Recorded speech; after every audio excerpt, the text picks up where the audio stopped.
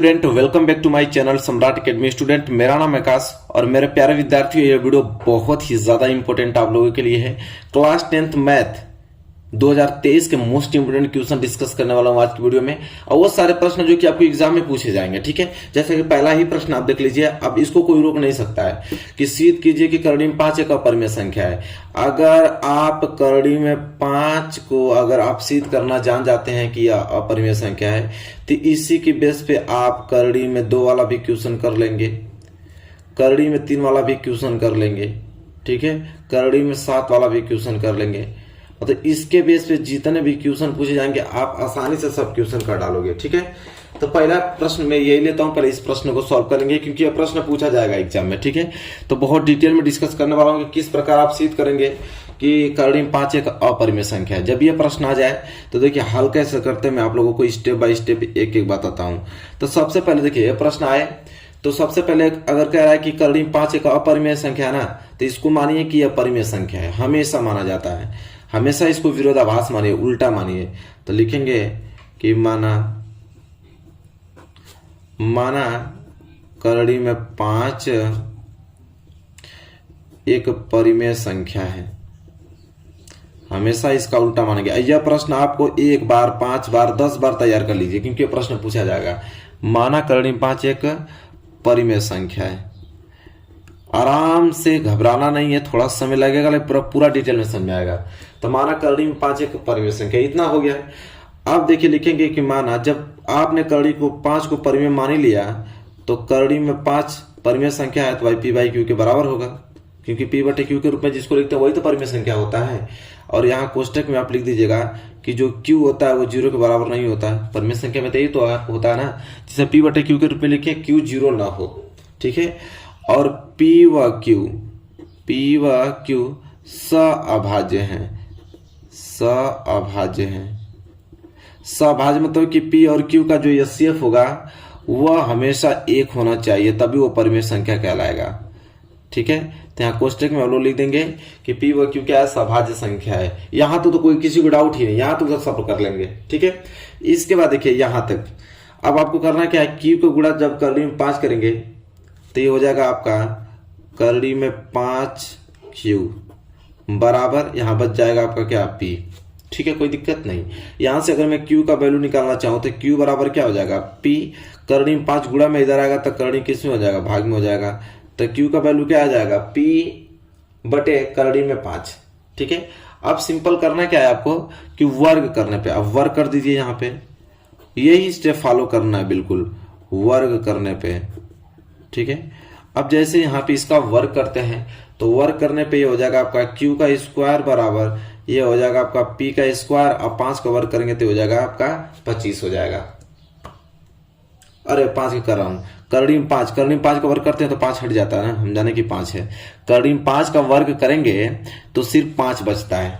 ठीक है, अब यहाँ पे एक चीज नोटिस करेंगे तो यह समीकरण नंबर पहला बन के तैयार हो गया, यह समीकरण नंबर यहाँ पे पहला बन गया, कोई दिक्कत नहीं होना चाहिए, समीकरण पहला बन गया। इसके बाद देखिए क्या करेंगे कि चूंकि सबको मालूम है कि P बटे Q सभाज्य होता है, लेकिन P और Q क्या होता है, पूर्णांक होता है। P भी पूर्णांक होता है, Q भी पूर्णांक होता है, सबको मालूम है। तो यहाँ पे लिखेंगे कि चूंकि Q जो है पूर्णांक है, P भी पूर्णांक है, Q भी पूर्णांक है, तो लिखेंगे Q एक पूर्णांक है, Q एक क्या है, पूर्णांक है। वो तो नॉर्मल बात सबको मालूम है कि P और Q पूर्णांक होता है, तो हमने माना कि Q एक पूर्णांक है। अच्छा बताइए, जब Q एक पूर्णांक है तो Q का वर्ग करेंगे तो भी तो पूर्णांक ही होगा ना, तो लिखेंगे Q एक पूर्णांक है, इसलिए Q स्क्वायर भी पूर्णांक होगा, Q स्क्वायर भी क्या होगा, पूर्णांक होगा। ठीक, आराम समझते चलिए, हो गया। अच्छा ये बताइए, जब क्यू स्क्वायर पूर्णांक है, क्यू स्क्वायर के बराबर पी स्क्वायर बटे 5 दिया है, ये भी पूर्णांक होगा ना, उसके बराबर दिया, तो इसलिए हम लिखेंगे कि पी स्क्वायर बटे 5 भी पूर्णांक होगा, भी पूर्णांक होगा, भी पूर्णांक होगा, कोई दिक्कत नहीं। इसके बाद आगे बढ़ेंगे तो अब देखिए यहां पे एक चीज मालूम चलेगा, चूंकि पी स्क्वायर 5 को क्या कर रहा है, विभाजित कर रहा है। देखिए पी स्क्वायर से 5 भाज्य हो जाएगा, पी स्क्वायर 5 से भाज्य है, पी स्क्वायर 5 से क्या है, भाज्य है। जब पी स्क्वायर 5 से भाज्य है तब पी का अगर मैं वर्ग हटा दूं तब भी वो 5 से भाज्य होगा। ठीक है, तो इसलिए हम लिखेंगे कि वर्ग हटा दूंगा तो सिर्फ पी बचेगा, तो पी भी 5 से भाज्य होगा, पी भी 5 से भाज्य होगा। ठीक है, यहां तक समझ में आ गया। चलिए, तब p 5 से भाज्य होगा तो मान लीजिए कि p अगर मैं 5 से विभाजित करता हूं तो कुछ ना कुछ पूर्णांक तो आएगा। मान लेते हैं कि k बार विभाजित हो रहा है। जब p का भाग 5, जब 5 का भाग p में दे रहा हूं तो मान लीजिए कि k1 बार भाग गया। ठीक है, लिखेंगे कि k1 एक पूर्णांक है, क्योंकि एक पूर्णांक में दूसरे पूर्णांक का भाग देते हैं तो वहां पूर्णांक ही ना आएगा अगर विभाजित होगा तो। जैसे 10 में 2 का भाग देंगे तो 5 आएगा, तो 5 पूर्णांक ही है ना। इसी तरह p का अगर भाग हम 5 में दे रहे हैं तो मान लीजिए k1 बार जा रहा है, और k1 भी क्या है, एक पूर्णांक है। तो यहाँ से p का वैल्यू निकल जाएगा, तो p बराबर क्या हो जाएगा, 5k1। ठीक है, यहाँ से आपका समीकरण नंबर दूसरा बन गया। यहाँ से इसको कर देंगे, यह बन गया आपका समीकरण नंबर दूसरा। किसी को डाउट नहीं होना चाहिए, बिल्कुल 1% डाउट नहीं होना चाहिए। चलिए आगे की तरफ बढ़ते हैं। यहाँ इसको नोट कर लीजिए। अब दूसरा पेज लेता हूँ, तो पेज भर गया। ठीक है, अब दूसरा पेज में क्या होगा समझिए। यहाँ तो समीकरण दूसरा हो गया। अब क्या करेंगे, समीकरण दूसरा का मान समीकरण 1 में रख देंगे। लिखेंगे कि समीकरण दूसरा का मान, समीकरण दूसरा का मान समीकरण 1 में रखने पर, समीकरण 1 में रखने पे,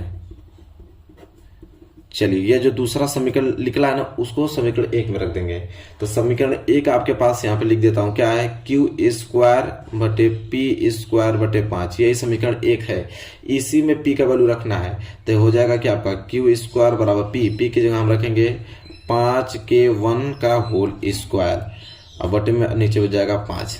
ठीक है, अब देखिए क्या होगा, तो यहाँ पे निकलेगा आपका q स्क्वायर बराबर 5 का वर्ग करेंगे तो 25, और k1 का स्क्वायर करेंगे तो हो जाएगा k1 स्क्वायर, अब बटे में कितना बच जाएगा आपका 5। यहाँ तो सब लोग कर लेंगे, 5 से कटा दीजिए, 5 से कटाएंगे तो 5 बार में कट जाएगा, तो आ जाएगा q स्क्वायर बटे q स्क्वायर बराबर क्या आ जाएगा, 5k1 स्क्वायर आ जाएगा। ठीक है, तो अगर मैं यहाँ से k1 की वैल्यू निकाल दूं, k1 स्क्वायर की वैल्यू निकाल दूं, तो q स्क्वायर गुणा में तो उधर जाएगा, तो किस में आ जाएगा, भाग में। अब ये समीकरण नंबर तीसरा आ गया आपका। ये जो आ गया आपका समीकरण नंबर क्या आ गया, तीसरा आ गया। यहाँ पे मैं लिख देता हूँ समीकरण नंबर ये आपका तीसरा है। ठीक है, अच्छा समीकरण तीसरा आ गया। अब देखिए सबको मालूम है कि k1 पूर्णांक है, अभी हमने माना था ऊपर ना कि k1 पूर्णांक है। चूंकि हम लिखेंगे चूंकि k1 एक पूर्णांक है, अभी हम लोग ऊपर माने थे, तो k1 एक अगर पूर्णांक है तो जाहिर सी बात इसका वर्ग करेंगे तभी पूर्णांक होगा, इसलिए k1 स्क्वायर भी पूर्णांक होगा, k1 स्क्वायर भी क्या होगा, पूर्णांक होगा। ठीक है, k1 स्क्वायर भी पूर्णांक होगा। चलिए अब k1 स्क्वायर पूर्णांक है तो k1 स्क्वायर के बराबर q स्क्वायर बटे 5 है तो ये भी पूर्णांक होगा, इसलिए q स्क्वायर बटे 5 भी पूर्णांक होगा। ठीक है, ये भी क्या होगा, आपका पूर्णांक ही होगा, तो q स्क्वायर बटे 5 भी पूर्णांक है। ठीक है, चलिए अब इससे हमको ये मालूम चला है कि q स्क्वायर जो है 5 से विभाजित है, q स्क्वायर 5 से क्या है, भाज्य है, q स्क्वायर 5 से भाज्य है। तो ये बताइए जब q स्क्वायर 5 से भाज्य है तो q भी 5 से भाज्य होगा, तो q भी 5 से, यहाँ 5 से भाज्य है। जब उसका वर्ग हटा देंगे तब भी वो संख्या उस संख्या से विभाजित हो जाएगी। ठीक है, यहाँ तक मालूम चल गया। तब बताइए कि q जो है 5 से विभाजित हो रहा है तो कुछ ना कुछ पूर्णांक तो आएगा, तो मान लेता हूँ कि k2 पूर्णांक आ गया। ठीक है, मान लीजिए कि q का भाग जब 5 में दिया तो k2 बार गया, तो k2 एक क्या है, पूर्णांक है, k2 एक क्या है, पूर्णांक है। ठीक है, k2 यहाँ पे क्या है, पूर्णांक है। अब यहाँ से आराम से मैं निकाल सकता हूँ q का वैल्यू, तो q बराबर क्या हो जाएगा, इसका गुणा कर देंगे तो 5k2 हो जाएगा। ये आपका समीकरण नंबर चौथा बन गया। ये समीकरण नंबर आपका क्या बन गया, चौथा बन गया। ठीक है, अब हम देखेंगे यहाँ पे कि समीकरण चौथा से और समीकरण किससे से, तीसरा से, समीकरण चौथा से और समीकरण दूसरा से। देखिए यहाँ लिखेंगे कि समीकरण दूसरा व समीकरण चौथा से। चौथा से। देखिए समीकरण दूसरा क्या था, तो समीकरण दूसरा था कि P बराबर 5 गुणे K1 था, और समीकरण चौथा क्या है, Q बराबर 5 गुणे K2 था। अब देखिए P का अभाज्य गुणनखंड है, Q का अभाज्य गुणनखंड है, तो देखिए दोनों में 5 कॉमन मिला, दोनों में 5 कॉमन मिला, इसका मतलब कि HCF कितना आ रहा है, इसका 1 R, और HCF कितना आ रहा है, 5 आ रहा है।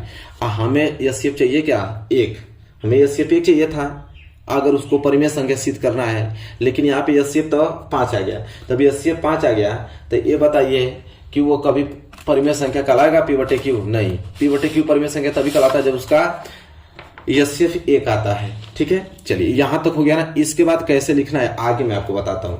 इसके बाद यहाँ पे आपको लिखना है कि यह स्टेप बहुत इंपॉर्टेंट लिखना जरूरी है। लास्ट में लिखेंगे कि समीकरण दूसरा व समीकरण चौथा से, समीकरण दूसरा व समीकरण चौथा से 5 जो है P व Q का एक उभयनिष्ठ गुणनखंड है, का एक उभयनिष्ठ गुणनखंड है, एक उभयनिष्ठ गुणनखंड है। इस प्रकार लिखेंगे। ठीक है, इसके बाद आगे भी लिखेंगे कि अतः P व Q सअभाज्य नहीं है। अरे सअभाज्य तब रहता जब उसका HCF 1 आता, यहाँ पे HCF 5 आ रहा था, सअभाज्य नहीं हुआ, तथा P व Q सअभाज्य नहीं है, अतः P व Q सअभाज्य नहीं है। जब सअभाज्य नहीं है तो लिखेंगे जो कि हमारी पूर्व कल्पना जो हमने माना था कि करड़ी में 5 एक परिमेय संख्या है, जो कि हमारी पूर्व कल्पना का यह विरोधाभास है, क्योंकि उस समय हम उसको परिमेय संख्या माना था और कह रहा था कि उसका HCF 1 आएगा तभी तो परिमेय संख्या होगा, लेकिन यहाँ पे विरोधाभास हो गया, HCF 5 आ गया, विरोधाभास है। ठीक है, अतः लिखेंगे अतः हमारी पूर्व कल्पना गलत है, अतः हमारी पूर्व कल्पना, देखिए सेम इसी प्रकार लिखना जैसे एग्जाम में लिखते हैं वैसे बता रहा हूं। अतः हमारी पूर्व कल्पना गलत है, अतः हमारी पूर्व कल्पना गलत है। अतः हम यह कहेंगे कि अतः करड़ी में 5 एक परिमेय संख्या नहीं है, अतः करड़ी में 5 एक परिमेय संख्या नहीं है, परिमेय संख्या नहीं है। ठीक है, जब परिमेय संख्या नहीं है इसलिए करड़ी में 5 एक क्या है, जब परिमेय नहीं तो अपरिमेय हो जाएगा, इसलिए करड़ी में 5 एक अपरिमेय संख्या है। यही सिद्ध करना था, अपरिमेय संख्या है। तो देखा है आपने कितना जबरदस्त क्वेश्चन था। हाँ, तो भाई ये क्वेश्चन है, क्वेश्चन बनना तय है।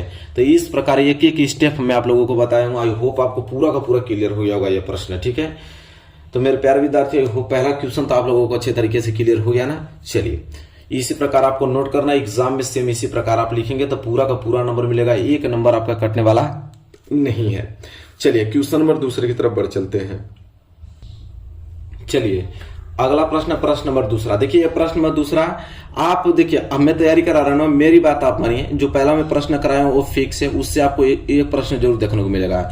या तो वो करड़ी में 2 दे दे, या तो वो करड़ी में आपको 3 दे दे, या तो करड़ी में 5 दे दे, या तो उस प्रकार के भी क्वेश्चन आते मैं करा दूंगा कि 2 करड़ी में 5 इस तरह दे देगा, करड़ी में 5/7 इस प्रकार दे देगा। तो इसका कैसे परिमेय संख्या अपरिमेय संख्या सिद्ध करेंगे तो इसको बता दूंगा अगले क्लासेस में। लेकिन ये चीजें फिक्स है, इसको जरूर यहाँ से क्वेश्चन आना तय है। इसी तरह ये भी कि अभाज्य गुणनखंड विधि द्वारा, देखिए अभाज्य गुणनखंड विधि द्वारा करा निम्नलिखित पूर्णांकों के HCF ज्ञात कीजिए और LCM ज्ञात कीजिए। एक प्रश्न जरूर आपको देखने को मिलेगा। ठीक है, इससे तो 3 प्रश्न लिया हूं, एक प्रश्न बताऊंगा और 2 प्रश्न ये वाला आपको होमवर्क में दूंगा।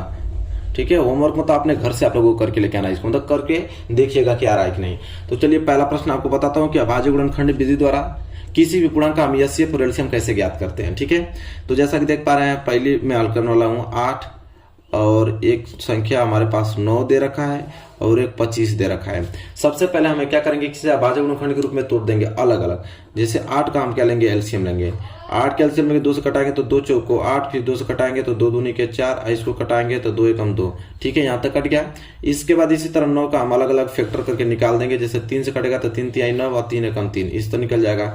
इसी तरह 25 का हमें अभाज्य गुणनखंड करना है तो 5 से कटने वाला है तो 50 25। और 5 एकम 5, इस तरह आपको तोड़ लेना। फिर अलग अलग आपको लिखना है। जैसे 8 को आप क्या लिख सकते हैं, 2 पे पावर 3 लिख सकते हैं, ठीक है। इसी प्रकार 9 को क्या लिख सकते हैं, तो 3 पे पावर 2 लिख सकते हैं। 25 को क्या लिख देंगे, तो 5 पे पावर 2 लिख सकते हैं। देखिए सबके साथ कुछ ना कुछ तो एक तो फैक्टर छिपा ही रहता है सबके पास, एक का गुणा फैक्टर छिपा ही रहता है सबके पास। अब हमको निकालना है एचसीएफ।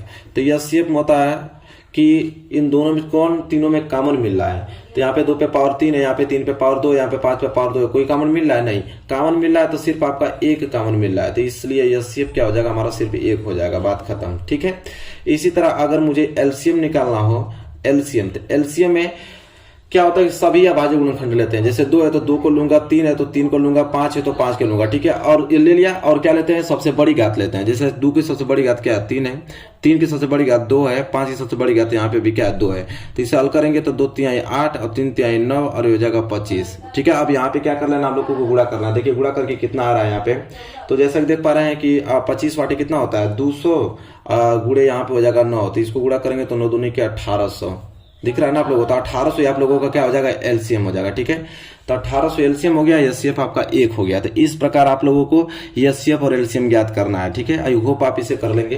नहीं तो चलिए कोई नहीं, दूसरा भी बता देता हूं आप लोगों को, ये वाला बता देता हूं, एक अपने घर कर लीजिएगा, ठीक है। अब सही रहेगा ना। तो 12, 15, 21 का, ठीक है। तो मैं सिंपल वही काम करना है। यहाँ पे दे रखा है 12 और 15 और 21, ये तीनों संख्याओं का अभाज्य गुणनखंड विधि द्वारा एचसीएफ ज्ञात करना है। इसके बाद एलसीएम ज्ञात करना है। तो सिंपल फिर अलग अलग फैक्टर कर लेते हैं। 12 कटाएंगे तो 2 6 12, फिर 2 से कटाएंगे तो 2 तिहाई 6, और फिर 3 से कटाएंगे तो 3 एकम 3 हो जाएगा, ठीक है। इसी तरह 15 को अगर हम कटाते हैं तो 3 से कटाएंगे तो 3 5 क्या हो जाएगा, 15 हो जाएगा, 5 एकम 5 हो जाएगा। इसी तरह 21 को अगर मैं कटाऊं तो 3 से कटाऊंगा तो 3 7 21, फिर 7 एकम 7 हो जाएगा। अलग अलग फैक्टर में टूट गया। अब सिंपल आपको करना क्या है, 12 को हम क्या लिख सकते हैं, 2 पे पावर 2 और गुणे यहाँ 3 1 है तो 3 पे पावर 1 लिख दूंगा। इसी तरह क्या है 15, तो 15 को मैं लिखूंगा 3 पे पावर 1 और 5 पे पावर कितना है 1। इसी तरह 21 को लिख दूंगा 3 पे पावर 1 गुणे 7 पे पावर क्या लिख दूंगा 1। अब हमें एचसीएफ ज्ञात करना है। तो पहले मैं लिखूंगा एचसीएफ। एचसीएफ में क्या होता है कि जो मिले, जो कॉमन मिले, देखिए कॉमन 3 इसमें 3 इसमें 3, बस यही कॉमन मिला है, 3 मिल रहा है। 3 की सबसे छोटी घात लेते हैं। 3 की सबसे छोटी घात क्या है 1, तो 3 पे पावर 1 का मतलब क्या हो जाएगा 3। तो एचसीएफ इसका क्या आ गया आपका, एचसीएफ आ गया 3। अब हमें निकालना है एलसीएम। एलसीएम में क्या होता है कि एलसीएम में सभी अभाज्य गुणनखंड लेते हैं। जैसे 2 है तो 2 भी लूंगा, 3 है तो 3 भी लूंगा, 3 के बाद 5 है तो 5 लूंगा, 7 है 7 लूंगा, और इसकी सबसे क्या लेते हैं, बड़ी घात, सबसे बड़ी घात। एचसीएफ में क्या होता है, सबसे छोटी घात लेते हैं, एलसीएम में सबसे बड़ी। तो 2 का सबसे बड़ी घात क्या है, 2 पे पावर 2, 3 पे सबसे बड़ी घात 3 पे पावर 1, 5 पे सबसे बड़ी घात 5 पे पावर 1, 7 का सबसे बड़ी घात 7 पे पावर 1। तो ये हो जाएगा 2 दूनी के 4 गुणे 3 गुणे 5 गुणे 7, तो कितना हो जाएगा 5 3 15, और 15 चौको कितना हो जाएगा 60, 60 गुणे 7, तो 7 6 42 कितना आ गया 420। इसका क्या आ गया आपका एलसीएम, और एचसीएफ आ गया 3। तो सेम इसी पैटर्न पे आप ये लास्ट वाला क्वेश्चन तीसरा का कर लीजिएगा, ठीक है। लेकिन पूछेगा एग्जाम में, इतना याद रखिएगा, अभाज्य गुणनखंड विधि द्वारा एचसीएफ ज्ञात कीजिए, एलसीएम ज्ञात कीजिए, जरूर पूछेगा। तो यहाँ से आप सारी चीजें तैयार रखिएगा। तो आई होप आपको क्लियर हो गया, कोई डाउट नहीं होना चाहिए। ये क्वेश्चन नंबर क्या था, दूसरा था, और इसी के साथ हम बढ़ेंगे अगले क्वेश्चन की ओर, क्वेश्चन नंबर तीसरे की तरफ। चलिए क्वेश्चन नंबर तीसरा देखिए। क्वेश्चन नंबर तीसरा एक पूछेगा, आपको दे देगा कि बिना लंबी विभाजन प्रक्रिया, मतलब भाग देकर, बिना भाग देकर आपको बताना है कि कोई भी परिमेय संख्या का जो दशमलव प्रसार होगा वह शांत होगा या अशांत आवर्ती होगा। शांत दशमलव प्रसार होगा या तो अशांत होगा, ठीक है। ये जरूर आपको पूछता है, 100% पूछेगा। कोई एक परिमेय संख्या दे देगा, अब पूछेगा कि इसका दशमलव प्रसार शांत होगा या अशांत। जैसे परिमेय संख्या क्या होता है, P/Q के रूप में। अब यह परिमेय संख्या दे देगा, कहेगा इसका दशमलव प्रसार शांत दशमलव प्रसार होगा कि अशांत आवर्ती होगा। एक क्वेश्चन बनता है। इसमें क्या होता है कि हम P को नहीं देखते हैं, सिर्फ Q को देखते हैं। और Q का अभाज्य गुणनखंड करेंगे अगर वह 2 पे पावर n गुणे 5 पे पावर n का रूप का आता है, ठीक है, तब तो आपका कहलाएगा अशांत। इसके अलावा कोई और आ जाता है तो होता है अशांत, ठीक है। 3 कंडीशन बनता है, या तो केवल 2 पे पावर n आ जाएगा तब भी आपका शांत कहलाएगा, या तो केवल 5 पे पावर m आ जाएगा तब भी शांत कहलाएगा, या तो दोनों साथ में आ जाएगा तभी भी शांत कहलाएगा। ये किसकी है, शांत की। अगर इनके अलावा कोई तीसरा अगर अंदर आ गया तो समझ लीजिए कि वो अशांत होगा, ठीक है। अब क्वेश्चन के माध्यम से दे देते हैं। जैसे एक क्वेश्चन आपको दे देगा कि 13 जरूर एक क्वेश्चन पूछेगा यहाँ से 13/3125। अब कहेगा कि इसका दसवां प्रसार शांत होगा या अशांत आवर्ती होगा। तो देखिए यह ऊपर P है, नीचे आपका Q है, तो P से मतलब नहीं है, Q से मतलब है। तो Q बराबर हमारा दे रखा है 3125। अब इसका हम अभाज्य गुणनखंड करेंगे। अभाज्य गुणनखंड का मतलब 3125 का जब अभाज्य गुणनखंड हम यहाँ पे करेंगे तो 5 से कटाएंगे तो 5 6 के 30, 5 दूनी के 10, 50 25। फिर 5 से कटाएंगे तो 5 एकम 5, 5 दूनी के 10, 50 25। फिर 5 से कटाएंगे तो 25 5 125। फिर 5 से कटाएंगे तो 50 25। फिर 5 से कटाएंगे तो 5 एकम 5। तो देखने को यह मिला है कि 3125 को हम क्या लिख पा रहे हैं, 1 2 3 4 5, 5 पे पावर 5 लिख रहे हैं। तो देखिए 5 पे पावर 5 आ गया ना, तो मैंने बताया था कि 5 पे पावर यम आ जाए, चाहे 2 पे पावर यन आ जाए, चाहे दोनों साथ में आ जाए। तो 5 पे पावर यम अकेले आ गया ना, तो लिखेंगे कि यहाँ Q जो है 2 पे पावर n गुणे 5 पे पावर यम के रूप का है, इतना रूप का है। इसलिए 13/3125 का जो दशमलव प्रसार होगा, दशमलव प्रसार वो कैसा होगा, तो शांत होगा। क्या होगा, शांत होगा, चाहे शांत है, इसका दशमलव प्रसार क्या है, शांत है। तो सेम ये कैटेगरी होता है, इस प्रकार हम लोगों को करना है। ठीक है, चलिए एक एग्जांपल और लेता हूं ताकि आपको क्लियर हो पाए। जैसे अगर आपको दे देगा कि 64/455, बताइए कि शांत होगा या अशांत होगा। तो ऊपर वाले से मतलब नहीं है, सिर्फ Q से मतलब है। Q बराबर 455 दे रखा है। सिंपल क्या करना है, 455 का हमें एलसीएम ज्ञात करना है, अभाज्य गुणनखंड के रूप में तोड़ना है। तो छोड़िए 5 से कटाएंगे तो 5 9 45, 5 एकम 5। फिर 7 से कटाएंगे तो 13 7 91, 13 से कटा देंगे तो 13 कम 13, मतलब 455 का अभाज्य गुणनखंड आ गया क्या, 5 गुणे 7 गुणे 13। जैसा कि देख पा रहे हैं 5 तो आ रहा है, लेकिन यह 7 और 13 कहाँ आ गया। अगर अकेले 5 आया तो शांत हो जाता, अकेले 2 आता तो शांत हो जाता, चाहे सिर्फ 2 और 5 रहता तो शांत हो जाता, लेकिन यहाँ पे 7 और 13 कहाँ आ गया। तो इसलिए क्या हो जाएगा, इसी तरह लिख लीजिएगा, यहाँ Q जो है 2 पे पावर n गुणे 5 पे पावर m के रूप का नहीं है, इसलिए यह क्या हो जाएगा, अशांत आवर्ती होगा। क्या हो जाएगा, अशांत आवर्ती होगा, अशांत आवर्ती है। तो मेरे प्यारे विद्यार्थियों, आई होप आपको क्लियर हो गया ना कि किस प्रकार की कैटेगरी क्वेश्चंस आते हैं। ये जो तीनों प्रश्न बताऊं, तीनों आपके एग्जाम में आएंगे 2023 बोर्ड एग्जाम, इतना याद रखिएगा। तो देखिए वीडियो आपको कैसी लगी बताइए, वीडियो अच्छी लगी हो तो प्लीज लाइक कीजिएगा, और चैनल पर नए हैं तो चैनल को सब्सक्राइब करके बेल आइकन को प्रेस कर लीजिएगा। मिलेंगे प्यारे से नेक्स्ट वीडियो में, तब तक के लिए धन्यवाद।